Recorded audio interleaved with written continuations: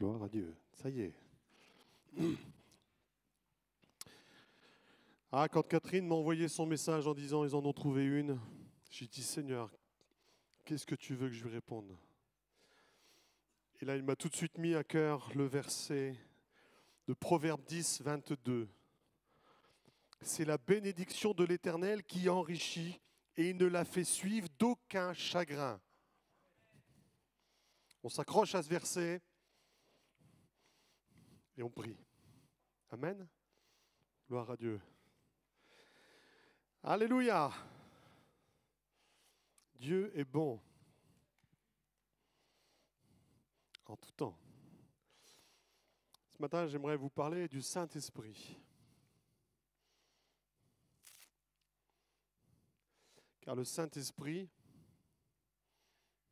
est indispensable à l'Église.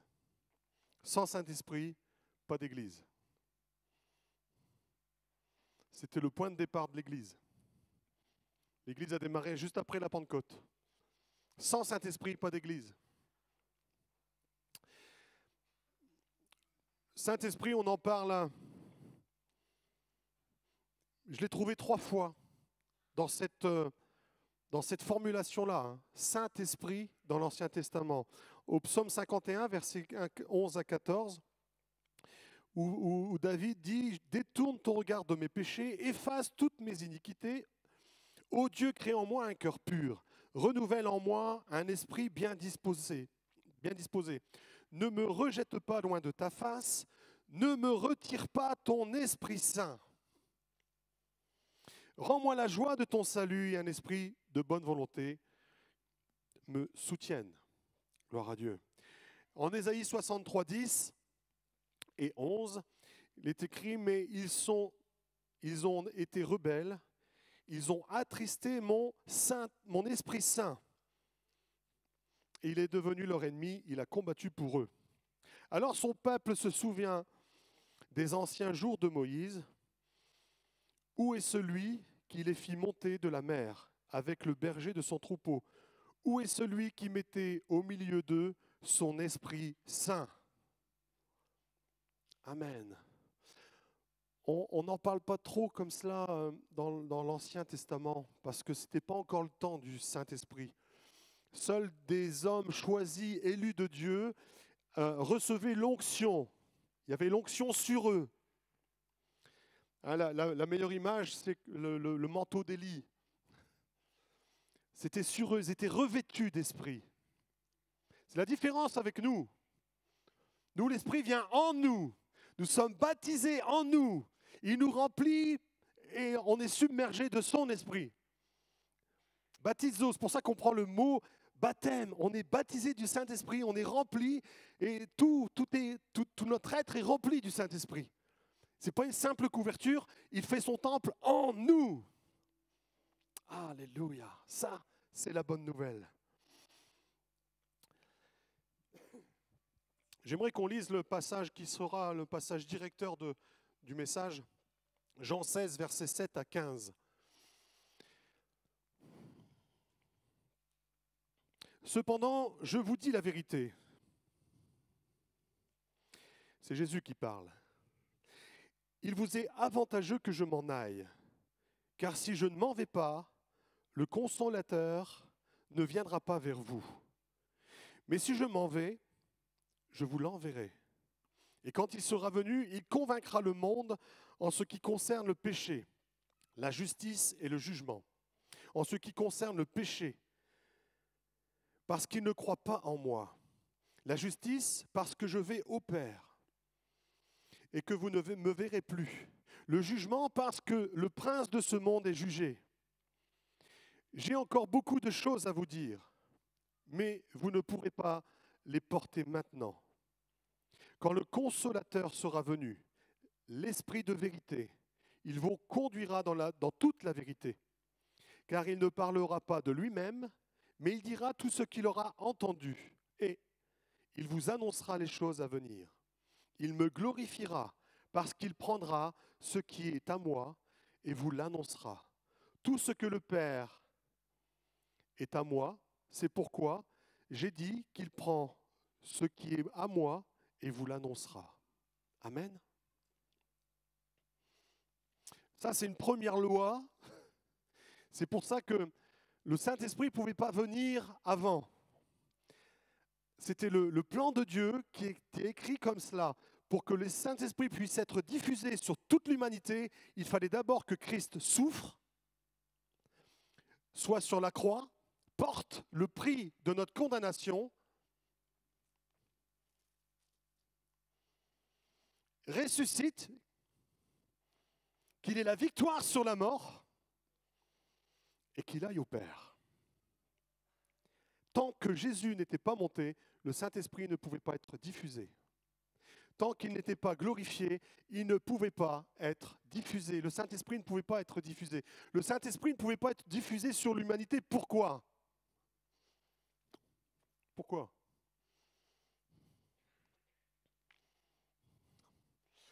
L'humanité était condamnée après la chute d'Adam et Ève. L'humanité complète, j'aime dire, d'autres diront, ont reçu la semence du péché. Moi, j'aime dire qu'on a reçu, comme notre ADN a été imprégné par le péché. Donc, on porte en nous le péché, la condamnation du péché. Et tant que Jésus n'a pas payé le prix, nous ne pouvons recevoir le Saint-Esprit. Quand on parle du Saint-Esprit, c'est l'Esprit de Dieu, c'est le Saint-Esprit. Esprit saint, esprit mis à part, esprit pur, esprit sans tache, sans péché. C'est quelque chose d'extraordinaire, le Saint-Esprit. Le Saint-Esprit ne peut pas régner pleinement dans un être corrompu. Amen. Je m'attendais à un grand amen. Je me suis dit, c'est bon, je vais leur révéler une grande vérité, ils vont être contents. Et c'est pour ça que Jésus a eu beau payer le prix pour nous, il nous encourage. La Bible nous encourage de quotidiennement, entre guillemets, laver notre ardoise, se repentir, parce que notre condamnation est payée, mais on continue de pécher. Pas dans les grandes lignes, mais il nous arrive tous de chuter. Non ? Il n'y a que moi ? Dites-moi comment vous faites.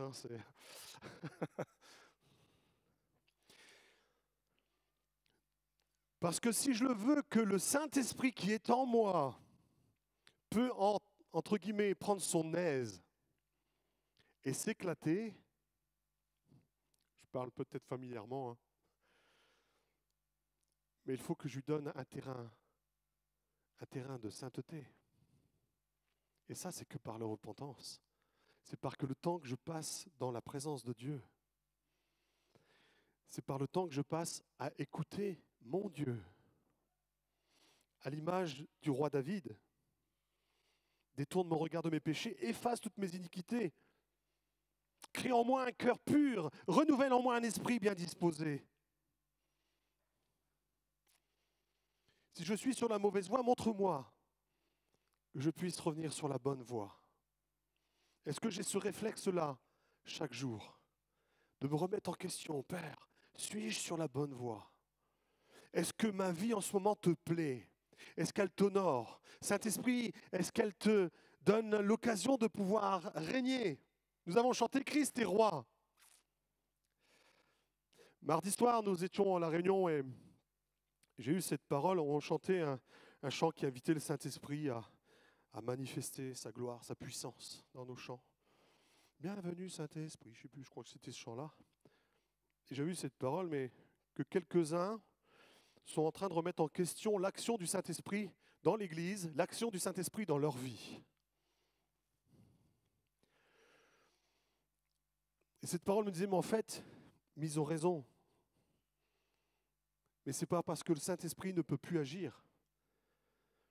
Et Dieu me montrait que c'était par amour pour nous qu'il retenait l'action de son esprit, parce que c'est le Saint-Esprit. Si vous lisez dans les Actes 5, au chapitre 5, vous verrez l'histoire de Ananias et Saphira. on parle de chrétiens.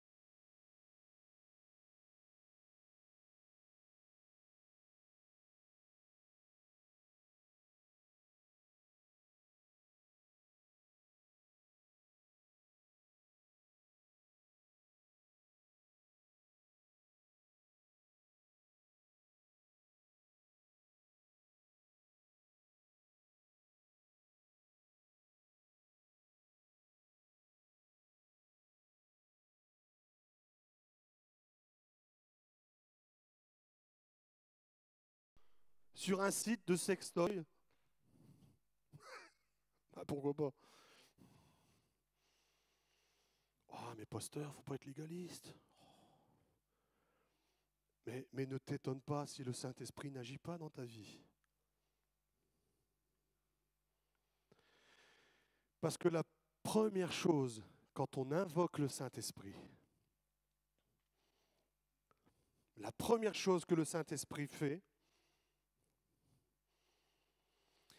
quand il sera venu, verset 8, il convaincra le monde en ce qui concerne le péché, la justice et le jugement. Le premier boulot du Saint-Esprit, c'est de mettre notre nez devant notre péché. Parce qu'il veut nous aider. Il a été envoyé comme une aide. Une aide à quoi faire? Saint-Esprit ne vient pas pour t'aider à faire le ménage, par exemple. Oh Seigneur, j'ai fait n'importe quoi de ma semaine, j'ai pas eu le temps de réviser. Donne-moi d'avoir une bonne note. Mais souvent, on prend le Saint-Esprit comme ça, pour nous aider dans notre fainéantise. Oh, le Saint-Esprit n'est pas ton larbin. Je dirais même que c'est le type de la femme. Pendant des années, on a pris la femme pour un larbin. Dieu nous l'a donné comme aide, certes. Ça me fait penser à Leroy Merlin. Quand je travaillais à Leroy Merlin, les clients venaient. Des fois, il y en a un qui s'arrêtait avec sa voiture, il descendait, il fait « Pouvez me donner un coup de main à charger les sacs de ciment ?» « Ouais, pas de problème. Vous en voulez combien ?»« 5. » Puis je me mettais d'un côté du sac de ciment, puis j'attendais. Puis le gars me regardait « Ouais, 5. » Je dis « Ouais, mais vous m'avez demandé de l'aide. L'aide, ça veut dire on le fait à 2. »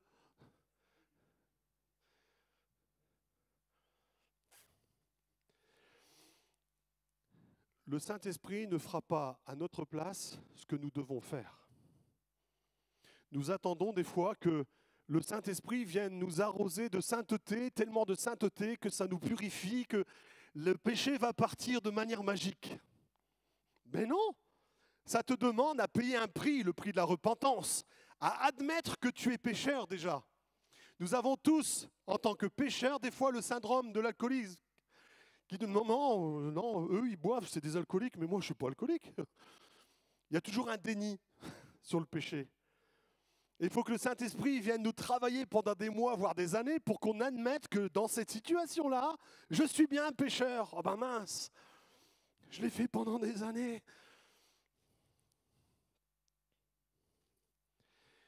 Et le Saint-Esprit ne peut pas agir dans ces conditions-là. Donc la première chose qu'il fait, c'est de nous révéler le péché. Mais après la balle est dans ton camp. Qu'est-ce que tu fais là? Tu es face à ce péché, tu fais quoi? Quelle décision, quelle mesure tu prends? Se repentir, c'est comme aimer, c'est comme pardonner. C'est une décision de ta part. Une décision qui amène une action derrière. Amen? Une décision qui amène une action. Si tu prends la décision, je lui pardonne. Je t'assure, je lui pardonne. Mais que derrière,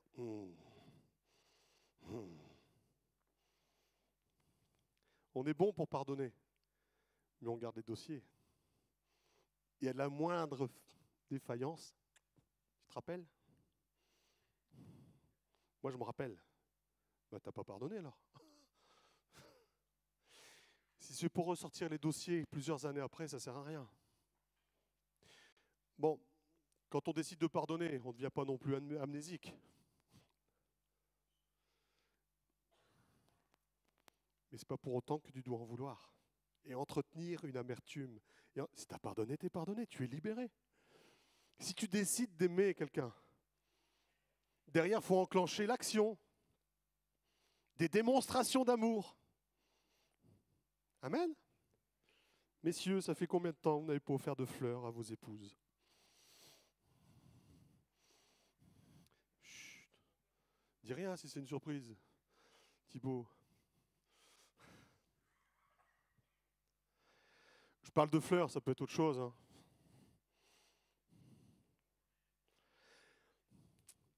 C'est bien de dire je t'aime, mais derrière, il faut qu'il y ait une démonstration.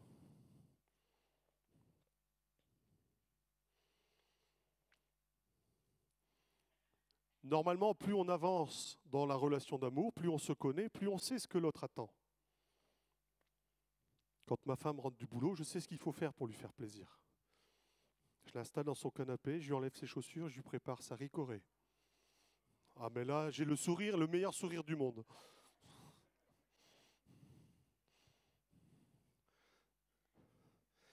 Qu'est-ce que tu décides de faire derrière ce que tu as déclaré? Ce matin, le Saint-Esprit attend des prises de position, des prises de décision, mais pas des promesses, j'allais dire des promesses d'ivrogne. Je te promets, j'arrête demain.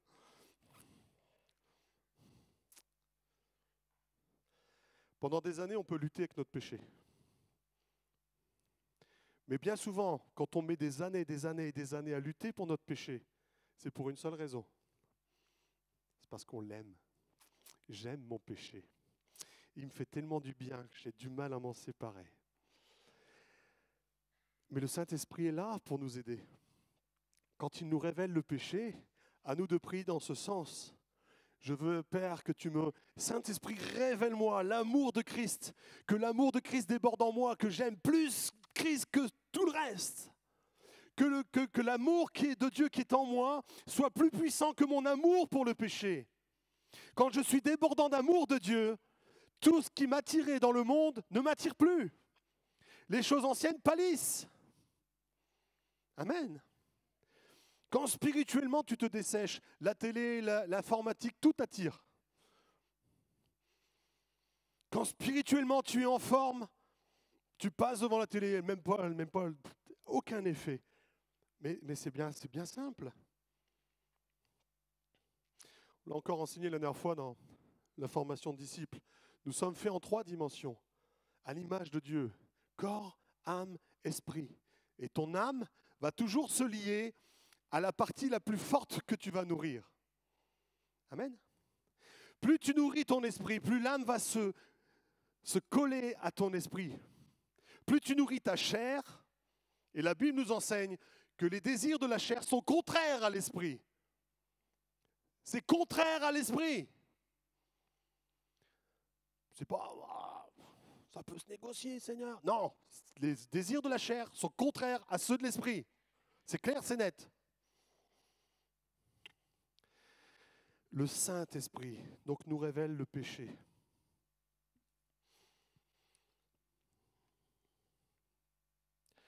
Et le Saint-Esprit veut que Christ grandisse en nous, que son amour déborde en nous. Plus tu seras rempli de l'amour de Christ, plus tu seras fort. Jean 3, 16, verset 18. Car Dieu a tant aimé le monde qu'il a donné son Fils unique, afin que quiconque croit en lui ne périsse point, mais qu'il ait la vie éternelle. Dieu, en effet, n'a pas envoyé son Fils dans le monde pour qu'il juge le monde, mais pour que le monde soit sauvé par lui. Celui qui croit en lui n'est point jugé, mais celui qui ne croit pas est déjà jugé, parce qu'il n'a pas cru au nom du Fils unique de Dieu. Amen. Si on croit que Christ est mort, on croit qu'il a envoyé aussi son esprit pour nous aider à vaincre la pratique du péché. Encore une fois, c'est notre cœur qui a été transformé, qui a été sauvé. Mais notre chair, elle est restée la même. Et elle a toujours ses addictions. Elle a toujours envie de ce qu'il ne faut pas. Amen. C'est pour ça que sans arrêt, on nous exhorte, marchez selon l'esprit et non selon la chair. Soyez sobres, soyez prêts. Alléluia. Dieu veut le meilleur pour nous. Amen. Dieu veut le meilleur pour nous. J'ai encore, versets 12 et 13, j'ai encore beaucoup de choses à vous dire, mais vous ne pouvez pas les porter maintenant. Quand le Consolateur, c'est-à-dire le Saint-Esprit sera venu, l'Esprit de vérité, il vous conduira dans toute la vérité, car il ne parlera pas lui-même, mais il dira ce qu'il aura entendu et vous annoncera les choses à venir. Voilà la deuxième tâche du Saint-Esprit, c'est de nous révéler les choses, de nous dire les choses de Dieu. Amen. et dans le but que nous croissions spirituellement. Et c'est pour cela qu'on a cette importance de tous recevoir le Saint-Esprit. Parce qu'on n'est pas tous au même niveau, comme dans une famille. La façon dont je parle et j'explique les choses à Siméon, je n'aurai pas la même discussion avec Benjamin, normalement. Un Dédé n'aura pas la même compréhension spirituelle des choses qu'un nouveau converti. Et c'est normal. La Bible nous dit qu'il y a cette croissance. Au début, nous sommes des bébés, on est au biberon spirituel, il nous envoie le lait. Mais normalement, après, on passe à la nourriture solide, à l'entrecôte spirituelle.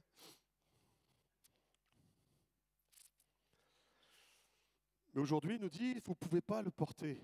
Et le Saint-Esprit va nous révéler les choses selon l'avancement de notre vie. C'est pour ça qu'il est important que chacun ait le Saint-Esprit en lui. Et c'est pour ça que des fois, quand tu comprends des choses dans la parole, ça vous est jamais arrivé? Oh, mais tu viens de faire une trouvaille et t'expliques au frère, mais regarde ce que j'ai dans. Ouais. Aucun impact. Mais c'est parce que cette chose-là t'a été révélée pour toi. Et ça, c'est merveilleux.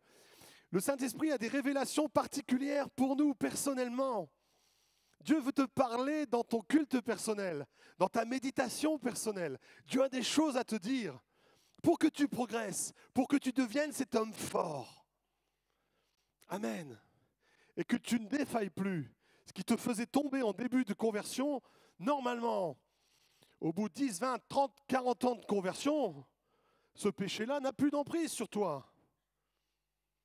C'est normalement le processus logique. Amen.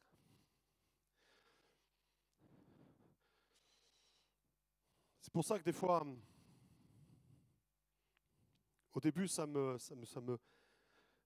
m'énervait de voir des grands ministères qui faisaient des grandes choses, des grandes onctions, mais des fruits extraordinaires. Au bout de 40 ans de ministère, boum, une chute. Le gars a un ministère d'une église de milliers de personnes, et ministère international, et boum, le ministère s'écroule parce qu'il est parti avec une bonne femme. Et, enfin, des situations, on en voit comme ça partout, tout le long de l'histoire de l'église. Je dis, mais comment un homme de Dieu, au bout de 40 ans de ministère, peut tomber dans tel piège?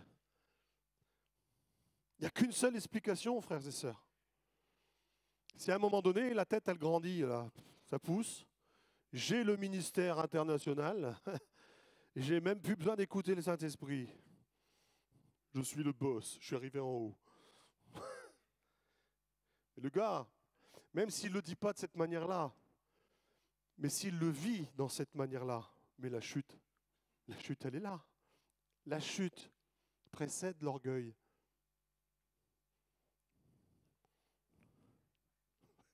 Il y en a qu'un qui rit. Ça va. Ils connaissent le verset. L'orgueil précède la chute. C'est la racine du péché, l'orgueil. C'est la racine du péché.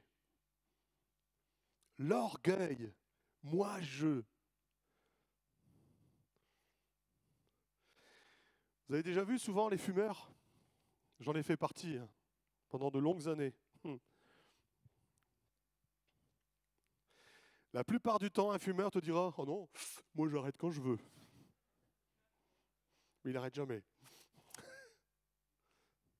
L'illusion de contrôler son péché, d'être maître.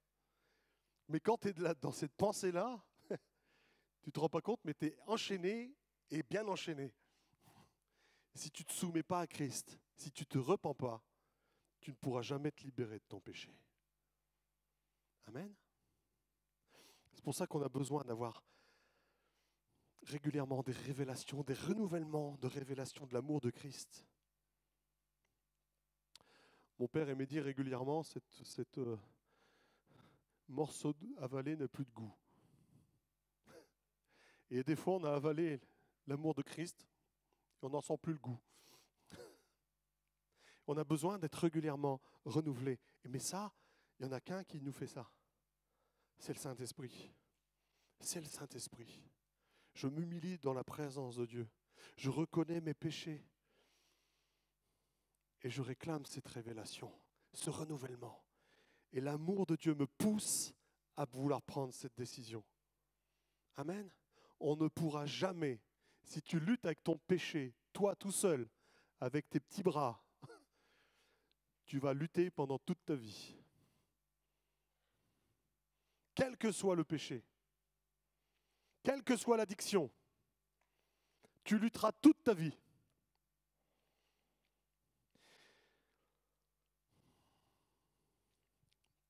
Et souvent, on se focalise sur le péché, notre péché.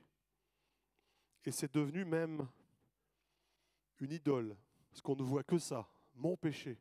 Et on se bagarre là-dessus sans arrêt, sans arrêt, sans arrêt. Et tout le monde t'y encourage, parce que c'est ce qu'on dit, il faut lutter contre le péché. Mais bien souvent, c'est le contraire qu'il faut faire. Il faut le mettre de côté et se concentrer sur Christ. Seigneur, remplis-moi de toi, remplis-moi de ta révélation. Et là, en un claquement de doigts, le péché s'en va. Parce que nous sommes incapables de nous libérer nous-mêmes. Mais la foi en Christ, le sang de Christ nous purifie de tout péché. Il nous purifie de tout péché, si tant est que l'on croit en cela. Le problème, c'est que bon nombre de chrétiens ont tellement lutté pendant tellement d'années qu'à un moment donné, ça en vient même à éroder leur foi dans le sang de Jésus. Ou alors ils commencent à rentrer dans le moule du mensonge du diable. Tout le monde peut recevoir, sauf moi. Or, on l'a lu tout à l'heure, Jean 3,16, afin que quiconque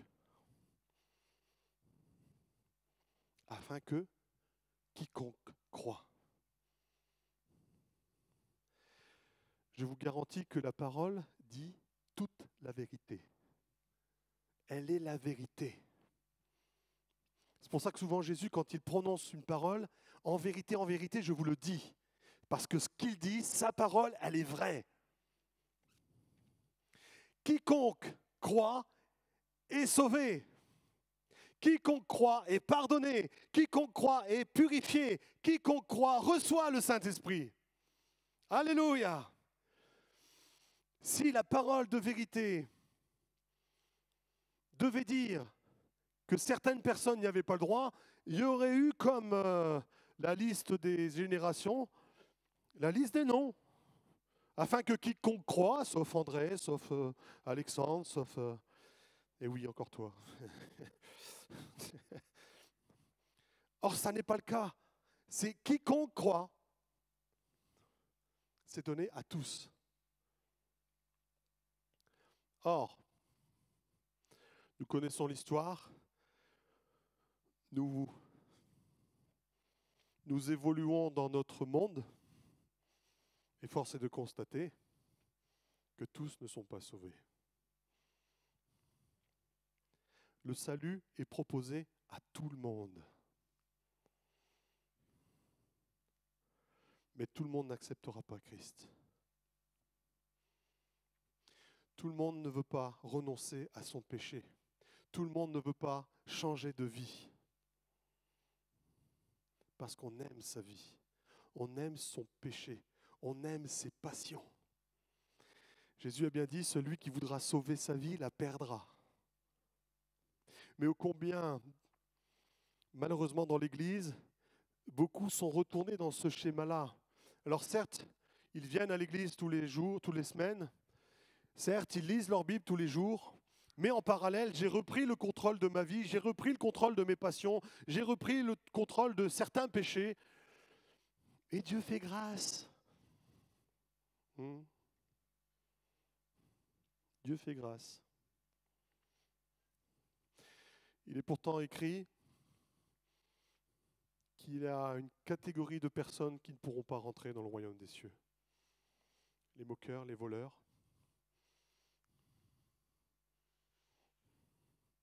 Il y a toute une catégorie comme ça. Toute une catégorie de noms qui dénoncent un péché.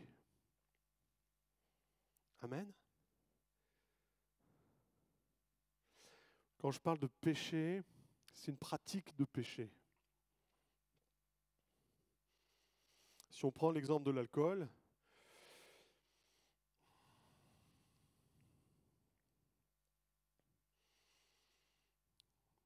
en tout bon chrétien, nous sommes autorisés à prendre un apéro. Ce qui nous est demandé, c'est d'être sobre. Ce qui nous est demandé, c'est d'être des témoins. Amen. Quand Christ est venu me chercher, à cette époque-là, c'était au minimum un coma éthylique par semaine. Quand ce n'était pas 2 ou 3. Je ne vous dis pas dans quel état j'étais.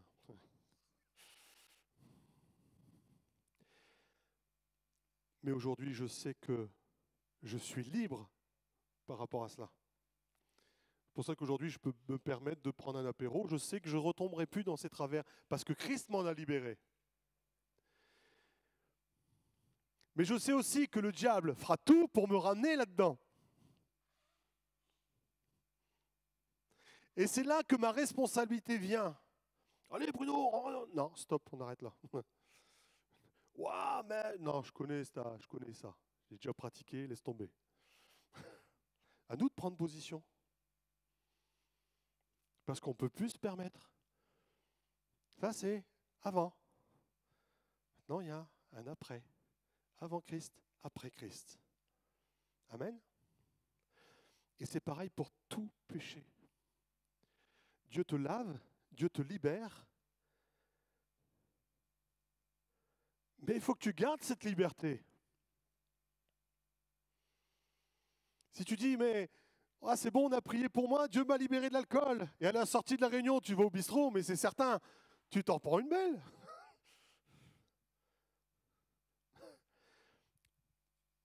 Mais vous riez, mais combien font cela?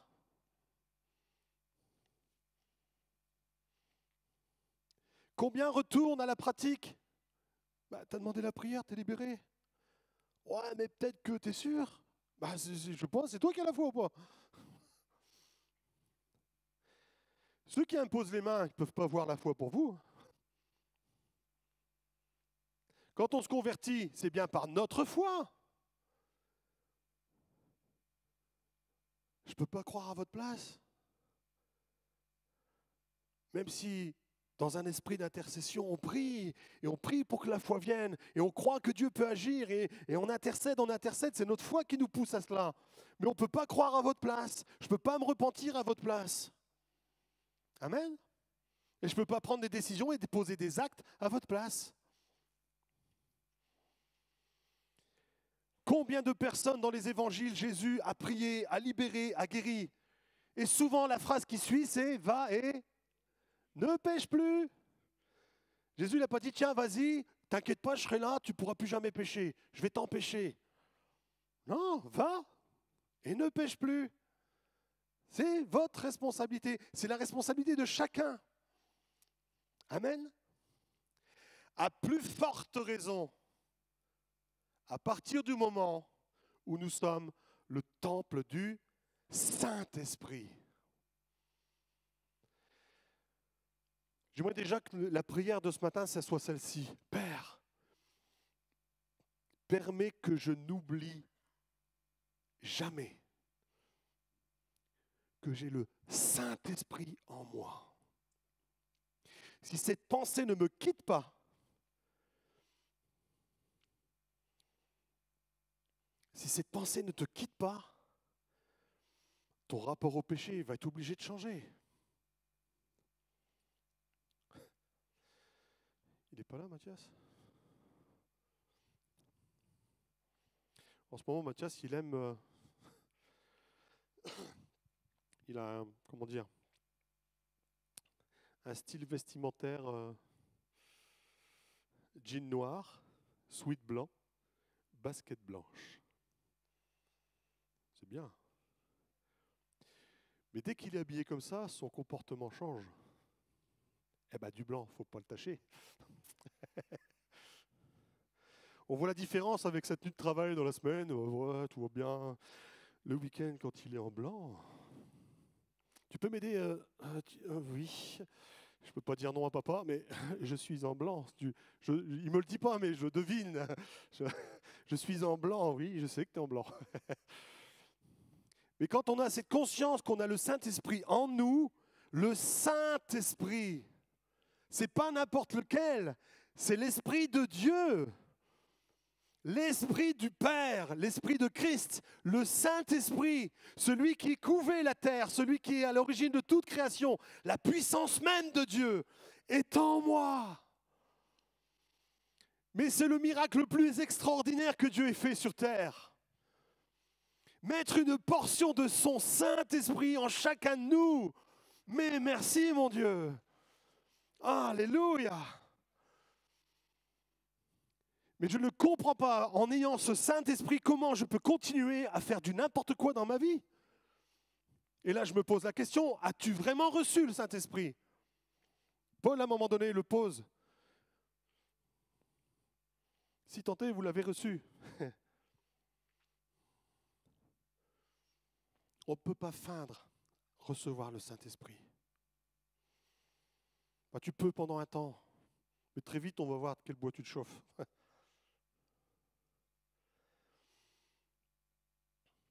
Et comment on reconnaît quelqu'un qui a le Saint-Esprit?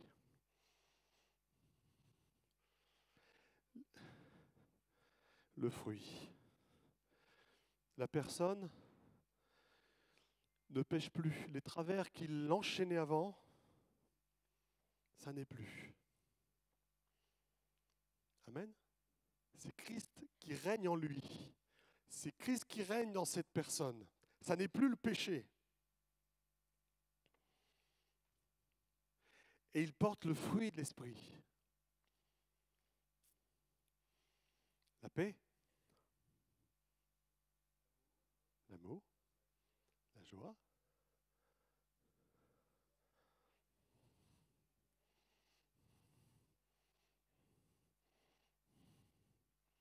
Amen. Ah, la patience.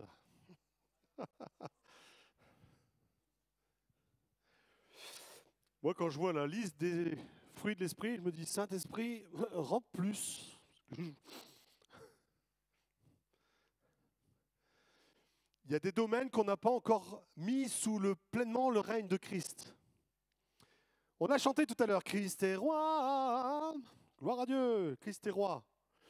Mais ai-je vraiment tout soumis à Christ? Moi,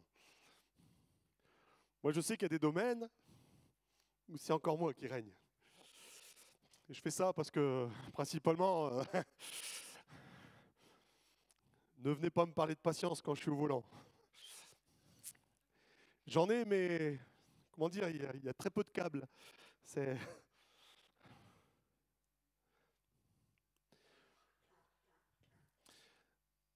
Tout ça pour vous dire quoi? Dieu va nous libérer des chaînes. J'allais dire, l'alcool, il m'en a libéré tout de suite. Parce qu'il en valait, c'était une question de vie ou de mort. Dieu va régler les grosses lignes. Et petit à petit, il nous invite. J'aime cette image. Notre vie est un chantier. Nous construisons petit à petit notre maison spirituelle. Et par moments, le Saint-Esprit, si nous sommes à son écoute, va nous dire, le mur que tu as monté là-bas, ce serait peut-être bien de le démonter puis de refaire. Tu es sûr, Saint-Esprit? Oui, oui, je suis sûr. Bon, il y a des moments où on veut faire les sourds. Non, non, il est beau mon mur, il est beau mon mur, je ne le démontrerai pas. Il est tellement beau, je l'aime tellement. Et des fois, on va rester avec ce péché-là pendant des années. Par exemple, il est compliqué pour moi, qui suis persuadé que je suis le meilleur conducteur du monde, de me remettre en question sur ma conduite. Et je prends l'exemple du volant, mais on pourrait prendre d'autres domaines dans la vie. On a tous des chantiers où non, Jésus, n'ouvre pas cette porte-là. Non, c'est bien. Ça- Alors, les exemples que je prends, c'est marrant. C'est bien. Ça illustre, c'est super. Le problème, c'est qu'en attendant, nous empêchons l'action du Saint-Esprit dans nos vies. Nous mettons comme un cadenas au Saint-Esprit. Il est là, mais nous l'empêchons d'agir parce qu'il est le Saint-Esprit. J'aimerais que chaque membre puisse en prendre conscience et se dire, mais Père, je veux vraiment libérer l'Esprit qui est en moi. Que tu puisses agir pleinement et que l'Église devienne cette Église puissante qui témoigne, où l'Évangile se vit pleinement. Amen. Donc, est-ce que je suis prêt à soumettre toute ma vie? Toute ma vie. Des fois, ça coûte cher. Hein. La dernière fois que j'ai demandé au Seigneur, aide-moi à devenir un meilleur conducteur quand même. Ça m'a coûté 7 points. Pas d'un coup, non, pas d'un coup. Ah non, parce qu'il faut du temps pour réaliser, pour dire... Puis il y a le deuxième effet qui se coule, parce que les enveloppes, on les reçoit à la maison. Il y a ton épouse qui dit, ah oui, encore.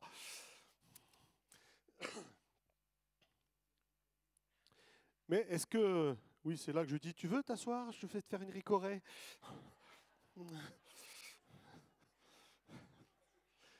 Là, on n'est plus dans la bienveillance, on est dans la manipulation. Je peux vous dire que dans ces cas-là, ce n'est pas le bienvenu. Est-ce que je suis prêt à soumettre ma vie? Et c'est cela que Dieu attend. C'est cela que la Bible dit quand il nous demande de payer le prix. Je renonce aux choses que j'affectionne, voire même que j'idolâtre. Suis-je prêt à mettre ça sur l'autel? Je lâche. Et Seigneur, je désire que tu règnes sur toute ma vie. Les mamans, êtes-vous prêtes à lâcher les enfants?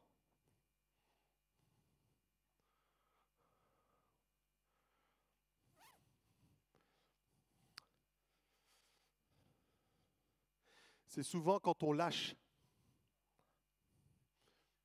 quand on décide de faire confiance en Dieu, que Dieu agit, que les enfants sont au bénéfice de la grâce et qu'ils reçoivent. Parce qu'on n'est plus au contrôle, on laisse faire le Saint-Esprit. On a lâché. Oui, mais c'est à moi de faire. Non, je te demande de lâcher. Je vais être le roi de toute ta vie. Amen. Suis-je prêt à payer le prix? Ta direction professionnelle, es-tu à payer le prix? Es-tu prêt à payer ce prix?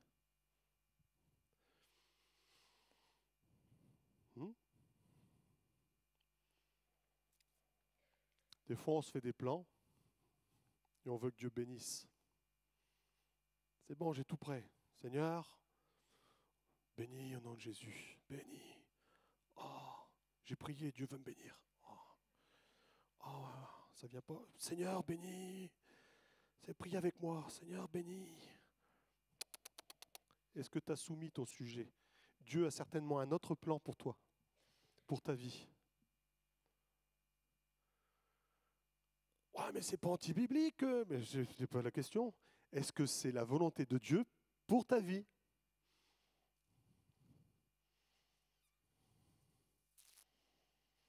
Et ça, il n'y a qu'une seule façon pour le savoir.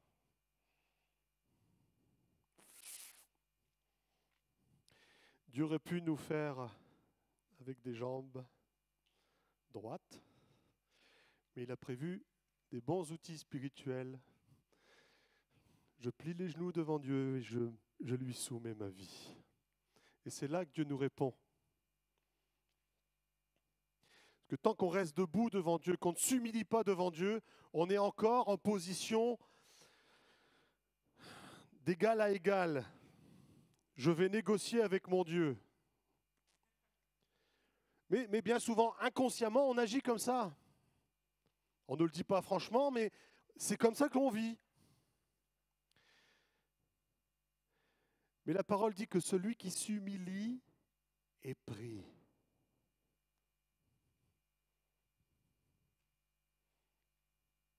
La parole dit, soumettez-vous à Dieu et résistez au diable.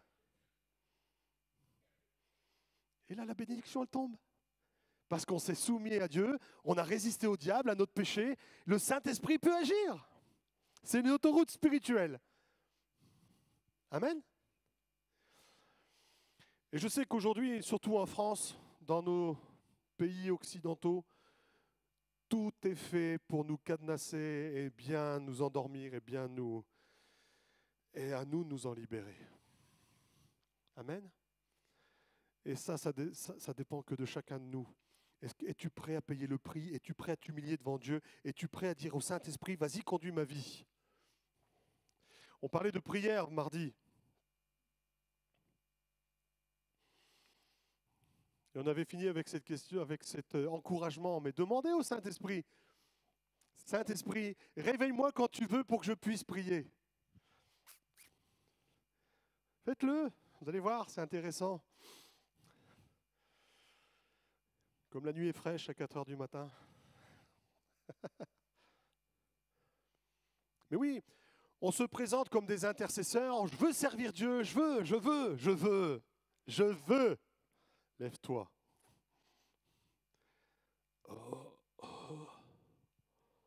Ça va pas, non? Moi, cette heure-là, je dors. Puis ta chair te le dit, je suis fatigué, tu peux pas te lever. Non, retourne-toi, c'est bon. Mais non. Si le Saint-Esprit, tu lui poses la question et qu'à 4 heures du matin, il te réveille, il te dit, voilà, réveille-toi, j'ai plein de sujets pour toi d'intercession.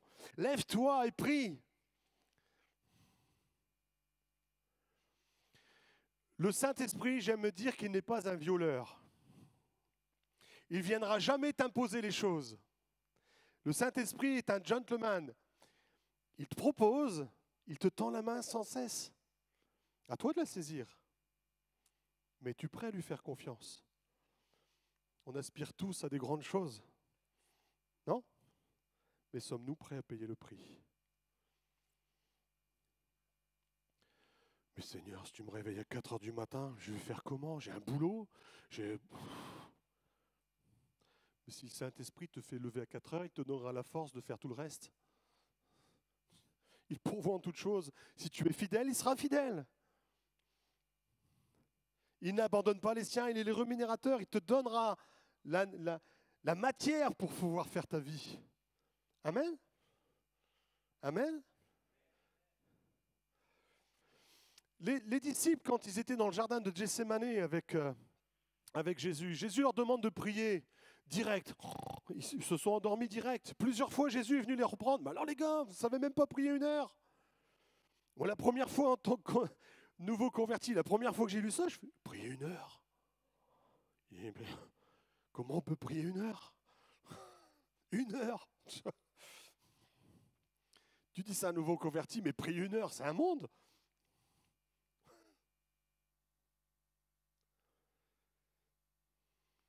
Mais il n'était pas encore équipé du Saint-Esprit. Jésus était équipé. Pendant des heures, il a prié. Je l'ai lu la dernière fois.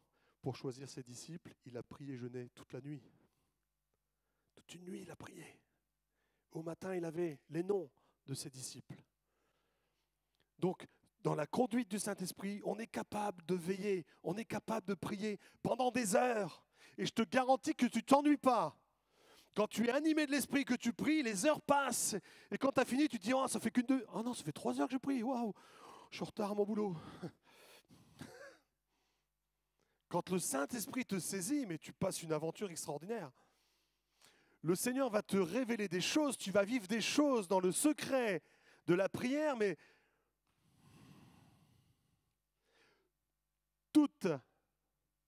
tous les loisirs, tous les sports, toutes les choses à sensation, à côté de ça, c'est rien.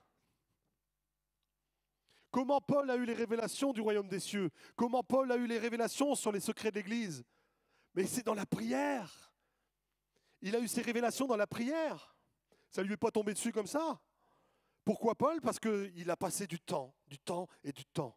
Il s'est investi, il a payé le prix. C'est lui-même qui dira, je traite dur mon corps, je cours vers le but. Paul, c'était un obsédé de Dieu. Mais quand on est passionné, un sportif professionnel, mais regardez combien de temps il est obligé de passer dans son entraînement. C'est une vie d'extraterrestre.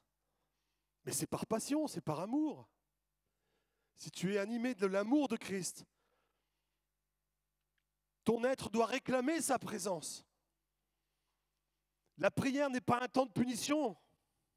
Ce n'est pas une corvée. C'est un plaisir de passer du temps dans sa présence. Et si tu n'es pas dans ce schéma-là, mais je t'invite d'urgence, Seigneur, révèle-moi ce plaisir de ta présence. Pour moi, j'avoue, c'est une corvée de prier. Seigneur, je te demande pardon, mais révèle-moi. Mais d'urgence, bien aimé, mais ça, c'est l'essence même de l'Église. Si l'Église ne prie pas, elle n'existe plus. Si l'Église ne prie pas, l'Esprit Saint ne pourra pas agir. L'Église doit revenir à des temps de dévotion et remettre Dieu à sa place. Amen. J'ai hâte de voir tout le monde en action. Parce que j'y crois. Si j'y croyais plus, je ne serais pas là. Hein. Écoutez les gars, moi j'ai perdu la foi, j'y crois plus, débrouillez-vous.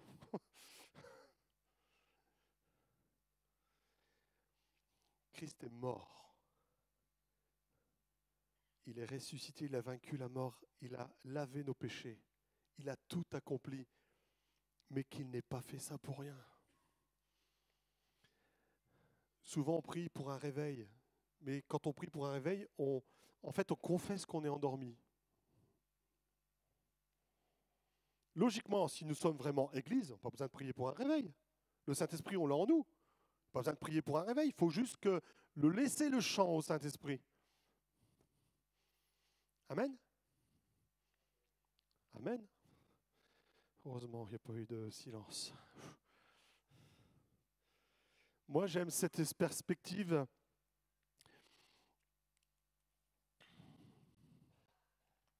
Et Dieu connaît toutes choses. 1 Corinthiens 2, verset 10. Dieu nous les a révélés par l'Esprit, car l'Esprit sonde tout, même les profondeurs de Dieu. Dieu connaît toute ta situation. Dieu connaît les profondeurs de tes pensées, de ton cœur. Il connaît la situation de ta vie et il sait quelle réponse y apporter. Dieu n'est pas à court, il connaît toutes choses. Et il est prêt, en collaboration avec toi, de te les révéler et de te révéler avec quels moyens il veut t'en sortir. Amen. Mais il y a des choses à balayer. J'aimerais rappeler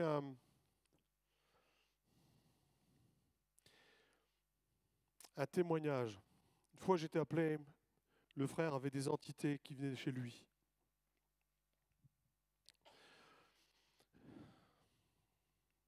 Il faut que tu viennes à la maison, il faut que tu pries. Ok. Je vais voir quand est-ce que je... Non, il faut que tu viennes avant ce soir. Ok. J'arrive à bouger des rendez-vous, à venir. Puis on va prier. On va d'abord prier pour savoir pourquoi. Pourquoi il y a ces manifestations chez toi? Parce que moi je suis chrétien, je n'ai pas d'entité qui vienne me voir. Quelle porte a été ouverte? Donc on prie. Il n'a pas fallu une demi-heure pour avoir la révélation du Seigneur. Cette personne avait de la drogue. Donc le Saint-Esprit a révélé le péché.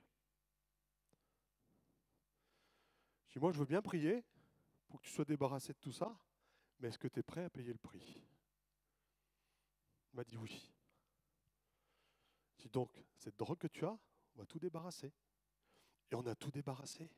Après, on a prié. Le lendemain, je l'ai eu au téléphone. Oh, merci, j'ai passé une nuit paisible. Des fois, à cause de nos faiblesses, on retombe dans des travers. Et Dieu sonde tout, il nous connaît. Ça ne sert à rien de s'empêcher de venir dans sa présence à cause de la culpabilité, à cause des mensonges du diable qui viennent nous accabler. Dieu sait par quoi tu passes, il sait pour quelle raison tu es retombé là-dedans. Souvent, quand on retombe dans notre péché, c'est parce qu'on a subi une attaque, on a subi un traumatisme, on a subi... Bref, la vie ne nous épargne pas. Donc Dieu sait ce que l'on vit et ce qu'on traverse. Et Dieu n'est pas là pour juger, on l'a lu tout à l'heure. Il n'est pas là pour te juger. Il t'invite simplement à croire et à choisir la vie. Et la vie demande un prix. Je me repens.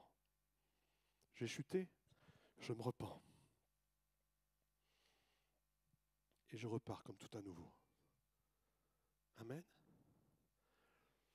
Et Dieu, à l'image du Père, du Fils prodigue, il t'attend les bras ouverts. Il est prêt à continuer à collaborer avec toi. Le Père du Fils prodigue n'attendait pas son fils avec le fusil. Ah, il a dépensé ma fortune, lui. Bam! Dès que je le vois. Nous, on réagirait peut-être comme ça. Mais Dieu, ce n'est pas le cas. Dieu vous attend. Il attend chacun de nous. Je sais ce que tu as traversé. Mais je suis prêt à te renouveler. Parce que le plan de Dieu n'a pas changé. Il veut nous remplir de la puissance de son esprit. Alors pas pour qu'on fasse des « Waouh, super !» J'aime qu'il y ait des manifestations de l'esprit pendant notre culte, mais je ne veux pas non plus qu'on ait, entre guillemets, une église de spectacle. Le Saint-Esprit vient nous remplir pour qu'on puisse être des témoins puissants. Le spectacle, il doit être dans la rue. Guérissez les malades dans la rue, ressuscitez les morts dans la rue. Tu as le témoin, t'es témoin d'un accident. Au nom de Jésus, va relever cet accident. Ah, c'est mon rêve. Tu as plein de monde, au nom de Jésus, lève-toi.